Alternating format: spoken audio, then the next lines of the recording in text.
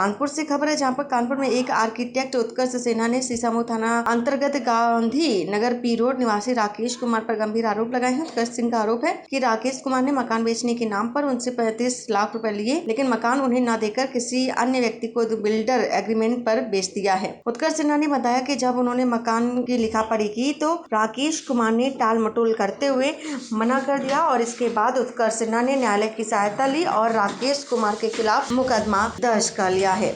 जी, मैं उत्कर्ष सिन्हा बोल रहा हूँ। जी, आपके साथ क्या बताना चाहेंगे, किस तरह का फ्रॉड हुआ है और कितने का हुआ है? देखिए, ये अगर इसको संक्षेप में बताएं तो एक मेरे यहाँ प्रॉपर्टी डीलर थे राहुल शर्मा जी। उन्होंने एक प्रॉपर्टी के संदर्भ में मुझसे बात की और कहा कि इसमें कुछ किराएदार हैं और जो मालिक हैं वो आपसे मिलना चाहते हैं। तो जो मालिक हैं श्री राकेश जी, वो मेरे से मिले। उन्होंने कहा कि इन किराएदारों को यहाँ से हटाना है और फिर यहाँ पे निर्माण कराना है। चूँकि आप इस काम को करते हैं, आप आर्किटेक्ट हैं, बिल्डर हैं, आप ये काम करें। तो उन्होंने जिन जिन लोगों को पैसे देने को कहा, मैंने पैसे दे दिए और एक विश्वास पे सारी चीज़ें हो गई। लगभग 35 लाख रुपए मैंने 2 किराएदारों को और उनके कुछ रिश्तेदार थे, उन सबको दिए गए, जिसकी सारी प्रमाण मेरे पास हैं।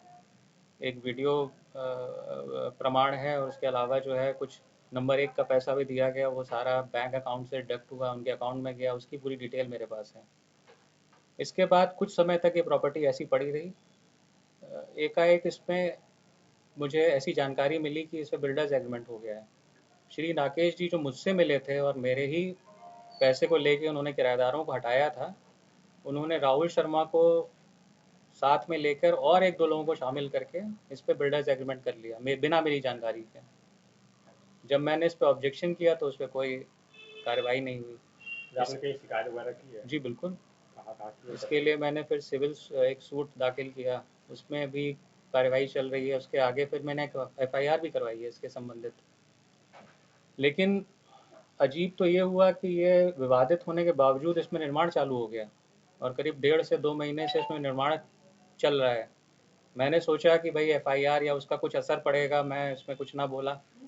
लेकिन जब चीज़ें बढ़ती चली गई तो फिर पिछले हफ्ते, मतलब 7 से 8 दिन पहले, मैंने KDA में भी इसकी शिकायत की, लेकिन उस पर कोई कार्रवाई नहीं हुई। 7 दिन बीत चुके हैं, ना KDA वाला कोई आया है, ना कोई नोटिस पहुंची है, ना कोई एक्शन इस पर लिया जा रहा है। तो मेरा अनुरोध है कि इस पे KDA और जो भी इससे संबंधित लोग हैं इस पे थोड़ा ध्यान दें। और जिस तरह से मेरे साथ एक स्पष्ट रूप से एक जो धोखाधड़ी हुई है, पैसे मेरे से लेके काम दूसरे से कराना, तो इस पे कुछ एक्शन लिया जाए। निर्माण भी अवैध है, चूँकि मैं खुद आर्किटेक्ट हूँ, मैं जानता हूँ। नक्शा कुछ और पास हुआ है, निर्माण कुछ और हो रहा है।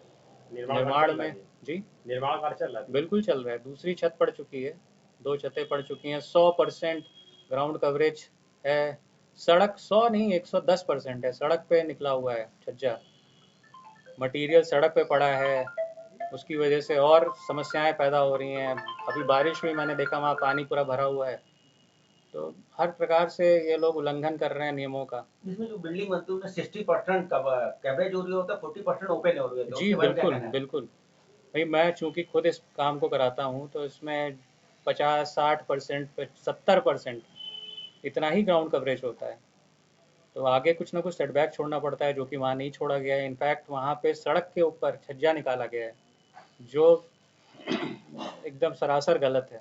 लास्ट में क्वेश्चन है कि KDA के जिम्मेदार अधिकारियों से क्या कहना चाहते हैं, क्या विरोध करना चाहते हैं? KDA के जिम्मेदार अधिकारियों से कहना चाहता हूँ कि इस तरह के अवैध निर्माण, जिसके लिए आप लोग हर जगह तैयार रहते हैं सील करने के लिए या कुछ एक्शन लेने के लिए या नोटिस देने के लिए, यहाँ कौन सी ऐसी बात है कि 1 हफ्ता बीत चुका है और कोई भी अधिकारी यहाँ पे पहुँच नहीं पा रहा है या उसको जानकारी नहीं मिल पा रही है। जबकि लिखित में मुख्यमंत्री जी के पोर्टल पे हम लोगों ने शिकायत की है KDA को बताते हुए, और KDA में स्वयं एप्लीकेशंस नहीं है, उसके बावजूद कोई एक्शन नहीं है। 7 दिन हो चुके हैं। इसी वजह से मुझे आप लोगों को यहाँ पे बुलाना पड़ा। मुख्यमंत्री से क्या अपील करना चाहते हैं? मुख्यमंत्री जी से तो मैं 2 चीज़ों में अपील करना चाहता हूँ। एक तो इस तरह के जो फ्रॉड हो रहे हैं खुलेआम, उनको देखें, और जो हम लोग इसमें परेशान होते हैं उसमें कुछ एक्शन फास्ट हों। और KDA को सबसे पहले तो वो गाइड करें कि इस तरह के निर्माणों को वो अवैध निर्माणों को रोकें। अपनी बात शासन और प्रशासन तक कहना चाहते हैं। अपना नाम बताएं पहले। जी, मेरा नाम विश्वजीत पाल एडवोकेट है और उत्पल सिन्हा जी मेरे मुवक्किल हैं। इनका एक विवाद है 108/9A परिसर संख्या को लेकर। इस परिसर संख्या के बाबत उत्पल सिन्हा जी ने 35 लाख रुपए इस परिसर के मालिक राकेश कुमार को दिए थे। उसका पैसा जो 35 लाख रुपए है वो किराएदारों को दिया गया। किराएदारों को पैसा देने के पश्चात ये प्रॉपर्टी खाली हो गई। ये बात उत्कोष जी और राकेश के मध्य फाइनल था कि खाली होने के पश्चात बिल्डर्स एग्रीमेंट वो राहुल के साथ उत्कोष जी को भी करेंगे। लेकिन हम लोग को बाद में पता चला कि राहुल शर्मा ने राकेश शर्मा के साथ मिलकर उस प्रॉपर्टी का बिल्डर्स एग्रीमेंट किसी अन्य के साथ कर लिया। हम लोग ने संपर्क करने का खूब प्रयास किया। जब वो संपर्क में नहीं आए तो हम लोग घर आए। घर में उनसे वार्तालाप नहीं हुई। फिर हम लोग ने इसमें एक सिविल सूट फाइल किया। सिविल सूट फाइल करने के पश्चात हम लोग ने एक FIR भी दर्ज करवाई। FIR दर्ज होने के पश्चात जब इन्वेस्टिगेशन चल रहा था, मुकदमा कोर्ट में विचाराधीन था, इन लोग ने प्रॉपर्टी में तोड़-फोड़ करके उस प्रॉपर्टी का निर्माण शुरू कर दिया। हम लोग ने कानपुर विकास प्राधिकरण को इस संबंध में जानकारी दी तो उन्होंने बताया कि इसमें नक्शा पास है। उस समय हम लोग को कोई ऑब्जेक्शन नहीं हुआ। लेकिन इस प्रॉपर्टी पर फिर निर्माण कार्य जब शुरू हुआ तो मैंने देखा कि ग्राउंड फ्लोर और फर्स्ट फ्लोर में जो निर्माण हुआ वो बिल्डिंग बायलॉज के विरुद्ध है। इसमें ना सेटबैक का पालन किया गया, ना इसमें FIR का पालन किया गया। इन्हीं सब कारणों को लेकर हमने कानपुर विकास प्राधिकरण में पत्राचार किया। उत्कोष जी ने माननीय मुख्यमंत्री महोदय के पोर्टल्स के माध्यम से उनको जानकारी दी।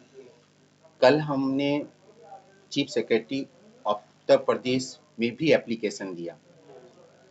परिस्थिति ये है कि जहां कानपुर विकास प्राधिकरण को इस संबंध में सूचना दी जा रही है कि वहां अवैध निर्माण हुआ, आज 7वां दिन है, कानपुर विकास प्राधिकरण ने उसमें कोई कार्रवाई नहीं की। साफ-साफ पता चल रहा है कि जहां अवैध निर्माण हो रहा है और कानपुर विकास प्राधिकरण इसकी जानकारी रख रहा है, उसके बाद कार्रवाई नहीं कर रही है, तो इससे स्पष्ट है कि कानपुर विकास प्राधिकरण के सक्षम अधिकारी और राकेश का उनके साथ साथ। ये कौन सा एरिया है जो कानपुर क्षेत्र में पड़ता है जिसका आपने बिल्डर्स एग्रीमेंट किया था? ये गांधीनगर शीशमो में पड़ता है, मकान नंबर 108/9 है।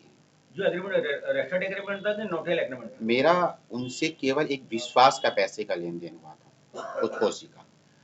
अब उन्होंने पैसा अपने किराएदारों को दिलवाया, उसका रिकॉर्ड हमारे पास है।